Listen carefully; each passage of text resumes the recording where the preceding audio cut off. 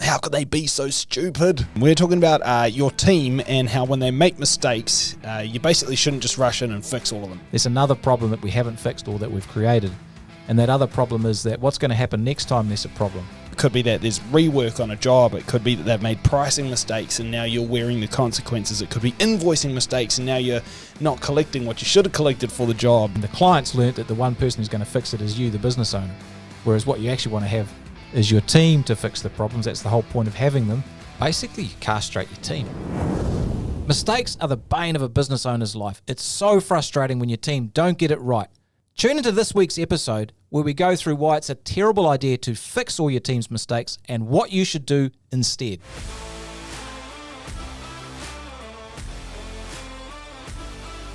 Welcome to the podcast, Profitable Tradie Podcast. Host Tony Fraser-Jones, co-host Phil Smith.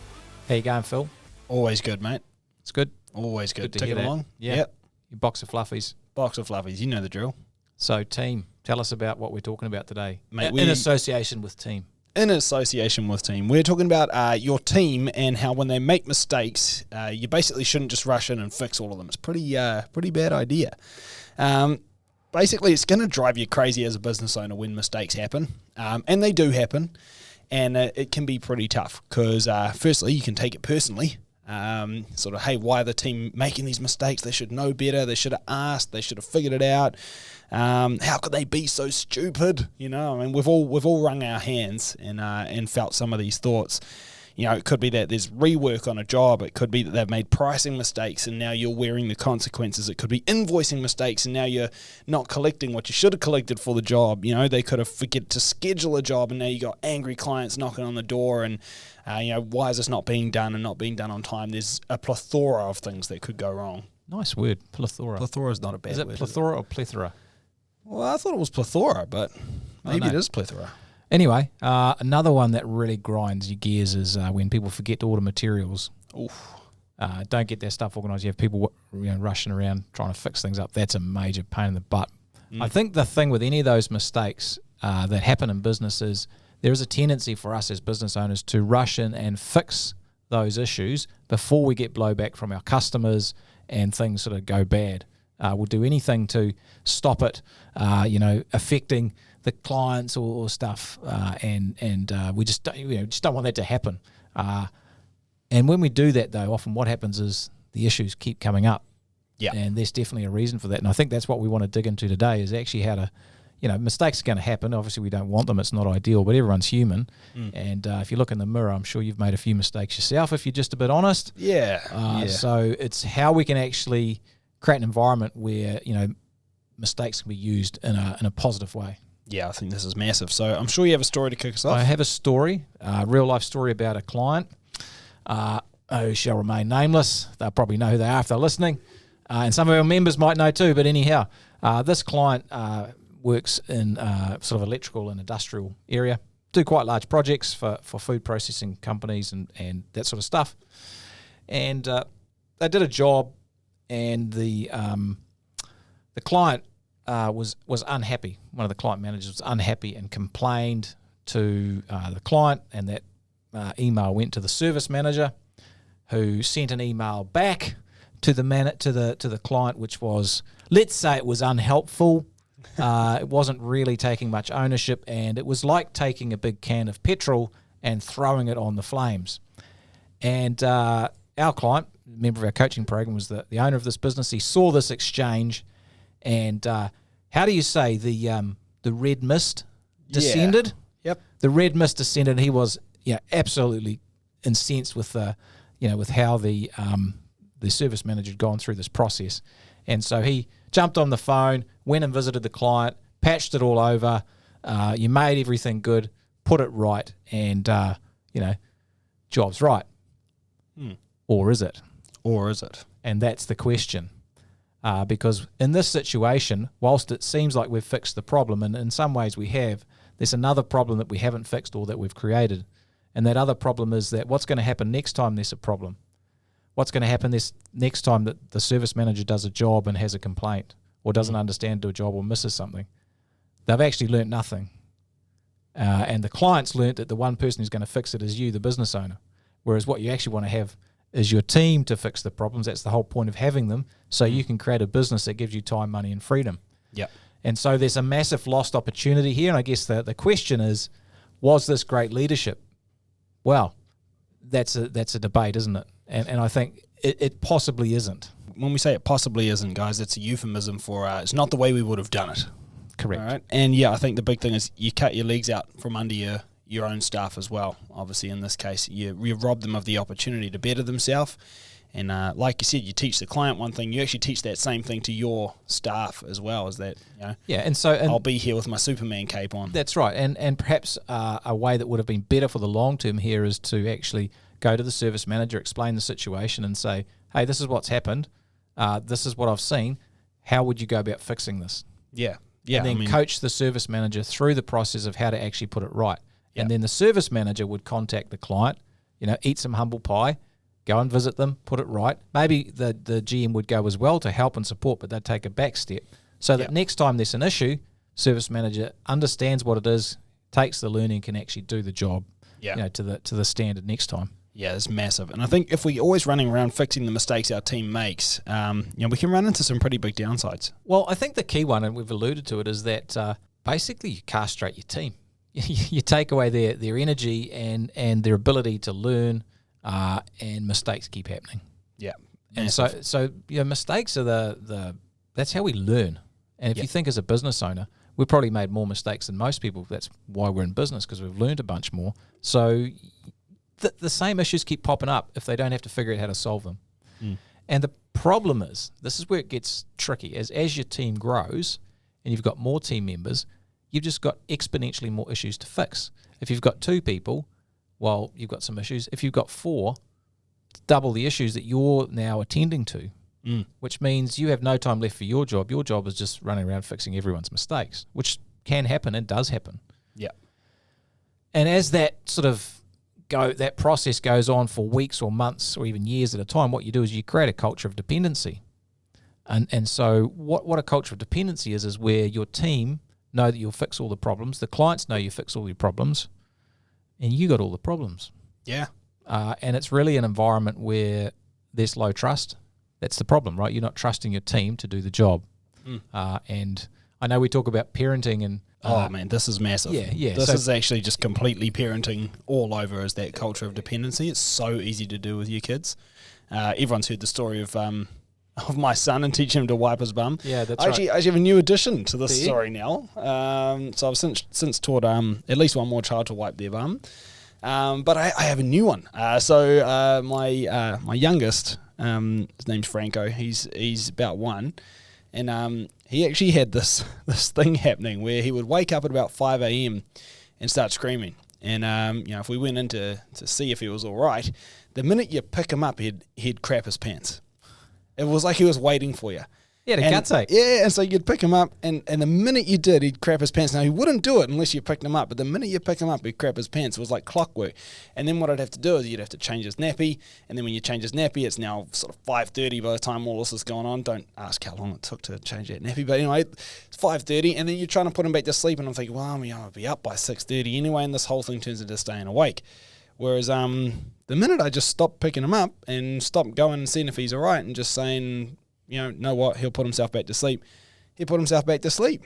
And now he sleeps through the night. And when I get him up at 6:30, he's absolutely fine. And then I pick him up and he craps his pants. I was going to say, you thought you woke up at 6:30 and there was crap everywhere. No, but it's like I think that's the big thing is like you'll coach in a behaviour based on what you do. And so in this case, I'm obviously reinforcing to him, the minute I pick you up, that happens, because then you get changed, and basically that would put an end to our sleep. And so as a result, basically you do something different, you handle it a different way, and you coach in a different result, and that's what you have to do. You can't just keep solving the problem that you're creating. Yeah, and that's the thing. You teach your team not to take any initiative, not to take responsibility, because you'll fix it.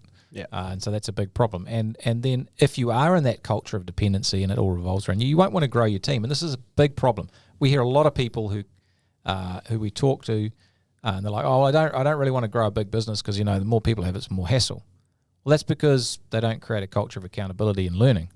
It's because they've got to pick up all the pieces, all the problems. Yeah. And so you won't want to grow, which means you're not going to get the business that, that's going to give you time, money, and freedom, because it does need to have a certain size to do that. You need enough people that can do the jobs that you don't want to do, so you can get away and chill out with some money. So that's important. And if you are constantly fixing mistakes, then your stress levels are through the roof. Yep. Because it's firefighting, it's solving issues and frustrated clients, all that sort of stuff. That leads to a lot of anger, a lot of frustration, and overwhelm and burnout. And it's doubly frustrating because when you hire a team, they're supposed to make your life easier, not harder. Yep. And yet here we are.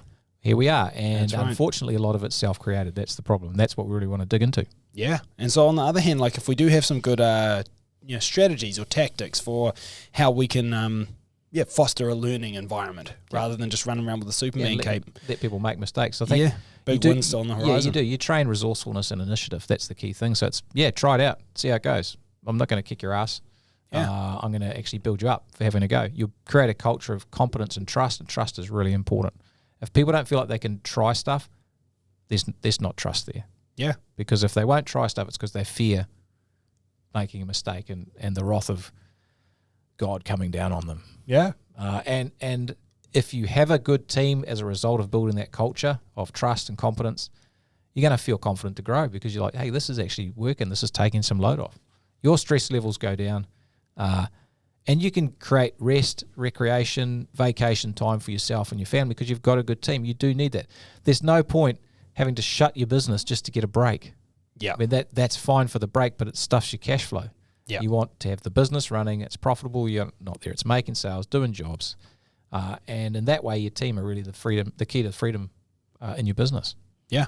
Massive. And so obviously we can have a lot of big wins here, and I'm sure everybody is dying to know how. So let's get into the how. Well, first thing is I need to have some green tea. Oh, of course you do. Tony's a big green tea drinker. What you might not know when you're listening to the podcast is he's slugging that thing back almost the whole time. It's good for the the vocal cords. You're going to turn green one day, You're green with envy, I know. Yeah. Anyway, avoiding mistakes obviously seems like the obvious thing to do. So if there's an issue and there's a mistake out on a job, something goes wrong, it seems like the obvious thing to just jump in your truck or your ute or whatever and go and fix it. Yeah, and I mean, I think the hard part with this is that as tradies, this is what we're wired to do, right? I mean, this is what we're all about. We fix things. We're problem solvers. You're a problem solver. I mean, you've come up your whole bloody career thinking what I do is I find a problem, I fix it. That's just the entire job. But the hard part with this is that you're fixing the wrong problem. It's not just you anymore. It's you and your team. And every time you fix a problem for them, you're actually creating a whole nother problem by creating that learned helplessness. You're cutting the legs out from under them and essentially crippling them moving forward. It's the team performance that needs fixing. It's not the mistake in front of you. So we need to focus on the right problem to solve. Yeah. And I understand that problem that you have on a job, it's very immediate and it's very urgent. And we are sort of wired to take care of that urgent issue. And I get that, and to try and pacify things over and keep the emotions out of things. And that's a really real challenge. But we do, as a business owner and a leader, this is about leadership, really. We've got to try and take the longer-term perspective as well as, what are the implications if I keep jumping in? And what are the implications if I cut people's legs off? And what are the implications if I just don't even teach them how to fix the problem? I just do it myself. There's some major ones. Yeah. And what it really leads to is what we call learned helplessness. And so this is the key thing. If you fix everything for your employees, they're going to actually feel like their efforts are a bit futile, like that they feel like they don't have responsibility for the result and they don't have accountability for the result. And so almost subconsciously they start to think that they're not up to the job. They're just like, well, I'm not quite there. If someone's there, they've got my back. It doesn't matter if I kind of get it wrong, or it doesn't matter if I don't try because someone will pick up the pieces. And so the end result of that is less initiative, less creativity, and less problem solving. Yeah. Because people will just say, oh, what do I do in this situation? Not, here's what I'm thinking of doing. Yeah. And so they lose their independence. And if you think about, we've talked about kids, kids who are pampered and spoiled, kids who have no struggle in their life, they find this difficult because they've never had to test themselves. It's all easy. And when the hard times come, which they do for everyone, once you get out of the nest, that's where they trip up. That's where they have a lot of issues, mental health issues, all that sort of stuff, because they've never actually built those muscles of actually testing stuff out and trying things out. Same happens in our business. They become helpless, and you've taught them. So it's learned helplessness. Yeah, it's tough because, humans are learning creatures. We actually learn constantly. It's funny, we get older and we say, you don't really learn anymore, I'm closed-minded, but we're actually learning all the time. And so the hard part is that they learn one of two things. They either go through a struggle and learn from it, which is actually how all learning happens, or they go through a struggle and then you jump in with your need for control. And with that need for control, you fix the problem. They still learn. They just don't learn how to solve the problem. Instead, they learn that you solve the problem. So that's kind of the problem in the first place. But it's that control that's making you do it. And the hard part is that there's a massive inverse relationship between control and growth. So if you want to grow your business, it's going to get to a point where there are just a lot of plates spinning in the air. Once upon a time, it's just you're spinning one plate. Then your business becomes more complex. It grows. You're spinning a couple more plates. It'll get to a point where the growth of your business means too many plates are spinning, and the only way you can keep them all spinning is if you've got other people spinning them too. And at that point, you can't touch those plates anymore. And so you've got two choices really. You let them fall to the floor and the growth stops, or you give up control of that plate spinning. And so if you want the growth, you can't keep the control. It's really that simple. Now, this is not to say you don't have oversight or people don't report back to you and you can't know what's going on. It just means you can't have your finger in every pie. It's just not possible anymore.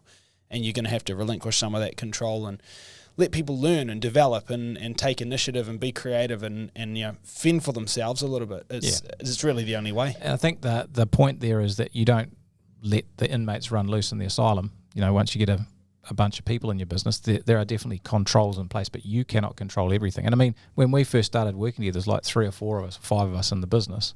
Now there's like, 35, 40. Yeah. And people join the business. You and I haven't met them. We see their name come up and I'm like, oh, that's awesome. There's a new team member, but what are they actually, what department are they in? Is that how it goes, man? It goes a little bit more like Tony comes in and says, who the hell is Connor?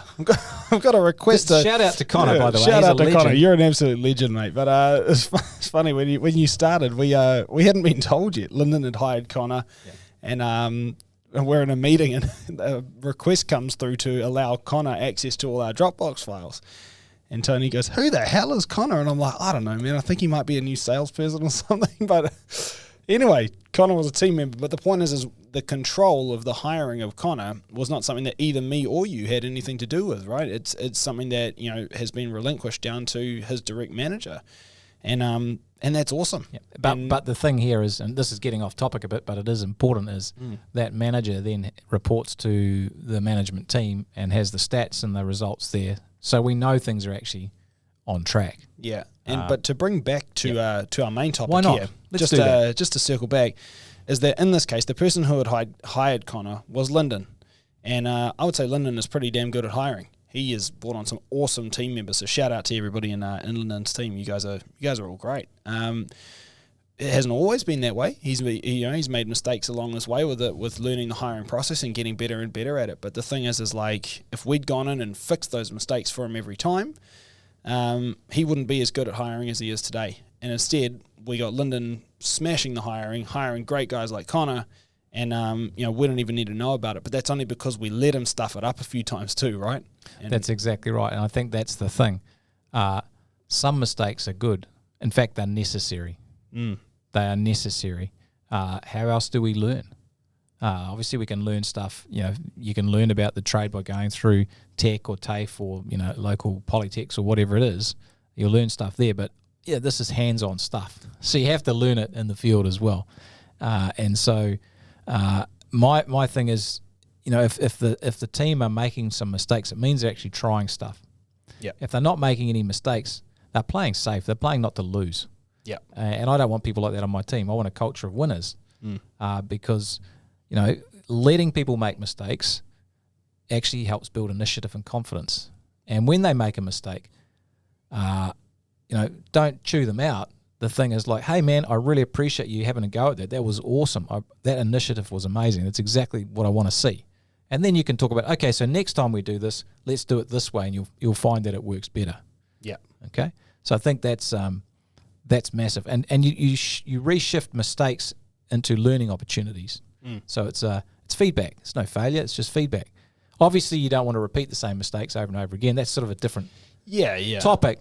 But the need to just go in and fix every mistake, treat it as a learning opportunity so that they know how to do it next time. And here's my thing: as a boss, as a CEO, I actually want to feel a little uncomfortable about what my team are doing. Yeah, it's huge. I want them to make me just a little bit uncomfortable about a few of the decisions they make and things that happen, because that tells me that they're trying stuff. Yeah. If I'm never uncomfortable, it means they're basically just kind of trying to be carbon copies of what I would do, which is not what I want. Pointless. So this is a waste of time. That's not a business. That's just kind of some weird commune thing. Yeah, and I think to make it clear as well, guys, when we're saying you let them make a mistake, that doesn't mean that the mistake doesn't get fixed. It just means you don't fix it. You teach them how to fix it themselves. I think that's really the big thing here. But the important part for me with this is really the next point, which is having the appropriate skills or experience for the job, so that you can be allowed the freedom to make mistakes. Because there are definitely some situations where you've thrown somebody too far into the deep end, and actually they're not just going to make mistakes, but they actually could be putting themselves or others at risk. It might not be safe to give somebody, I don't know, a bloody saber saw if they've never used one before. They could cut their fingers off. Yep. You know what I mean? It's almost like if you had a 4-year-old. Can a 4-year-old physically cross the road? Yeah, of course. I mean, they can walk at that point, let's hope.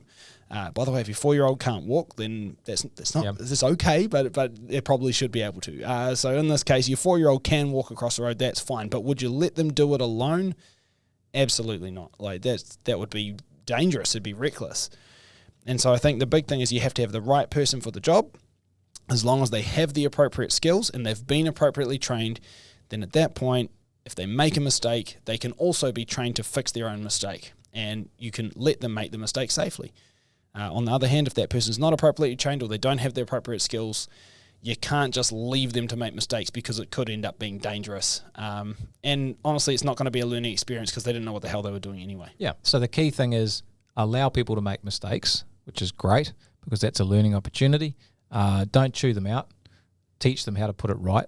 And there's some things you can wrap around all of this which will help team performance around mistakes and help people learn quicker, because if they don't have to make a mistake, that's great, but we do want them to learn the stuff. And so having great systems in your business really helps. And what do I mean by that? Well, that's processes and systems. So that's anything from instructional videos. You can take videos of how to actually do jobs and chunk them up into bits, put them in a library. You can get screen recordings for all your office-based stuff, pricing, invoicing, accounting type stuff. You can get looms and stuff recorded, magic training. People can just go and look at that. You can have checklists, for on-site checklists. Quality assurance processes are amazing. All the steps that need to happen to make sure that the job's done right, and they tick them off so stuff doesn't get missed. It's very easy for stuff to get missed.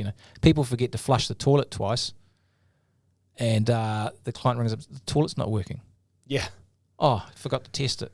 Yeah. Just stupid stuff like that which can be missed. Yeah. Daily task lists are great, for your office-based team particularly, like all the stuff they need to do in a day. Yeah, that can help with this process. Yeah, 100%. Easy to keep track of what they should be doing. I suppose the next thing after that is make sure you actually train them on this stuff. Creating a system is great, but the system's only as good as the person using it, and they need to know how to use it. So I think the first thing is make sure you do actually spend some time training your team on how to do their jobs and how to do the tasks within it.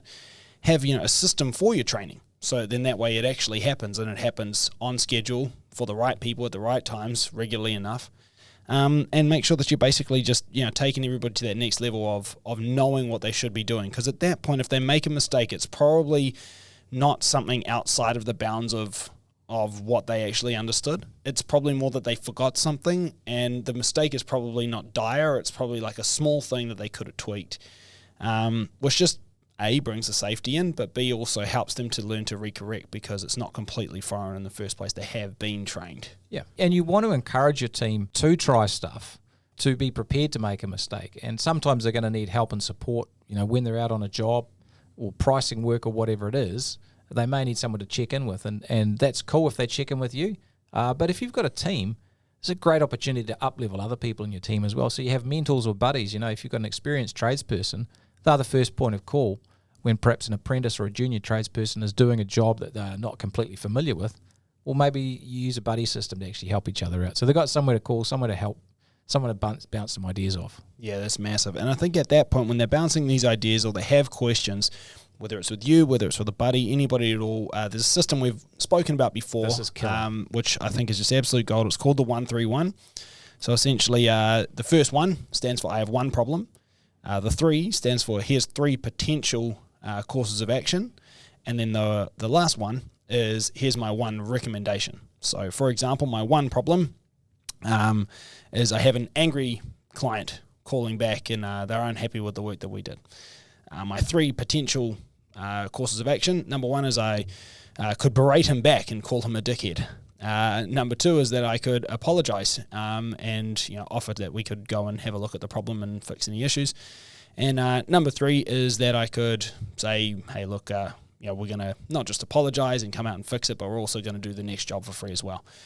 So that's my 3. And then I say, and my one recommendation is that I do option number 2. I apologise and offer to come fix the issue.